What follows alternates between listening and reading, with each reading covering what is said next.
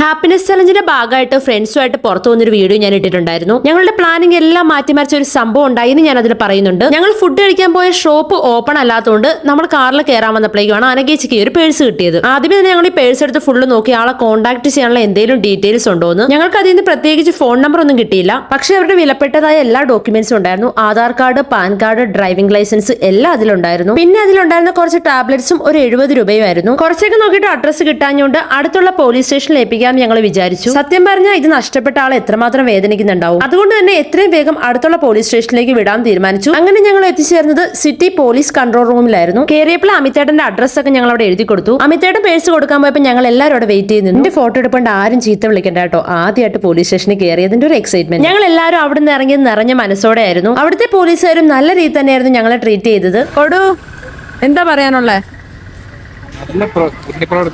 പുണ്യപ്രവൃത്തി നന്മയുള്ള ലോകം പോകുന്നു. ഞങ്ങളുടെ പ്ലാനിങ് ചേഞ്ച് ചെയ്തുകൊണ്ട് ഞങ്ങൾ റഹ്മത്തിൽ പോയി ഫുഡ് കഴിക്കാൻ തീരുമാനിച്ചു. ഫുഡ് കഴിച്ചുകൊണ്ടിരുന്നപ്പോഴാണ് അമിതേട്ടൻ ഒരു കോള് വന്നത്. കാസർഗോഡുള്ള ആഷിക്കുന്ന ചേട്ടന്റെ ആയിരുന്നു. ചേട്ടന് പേഴ്സ് കിട്ടി, താങ്ക്സ് ഒക്കെ പറഞ്ഞ് വിളിച്ചതാണ്. അങ്ങനെ ഇന്നത്തെ ദിവസം ഞങ്ങളുടെ എല്ലാവരുടെയും ജീവിതത്തിൽ മറക്കാൻ പറ്റാത്തൊരു ദിവസമായി. അവരും ഹാപ്പിയായി, ഞങ്ങൾ ഒരുപാട് ഹാപ്പിയായി.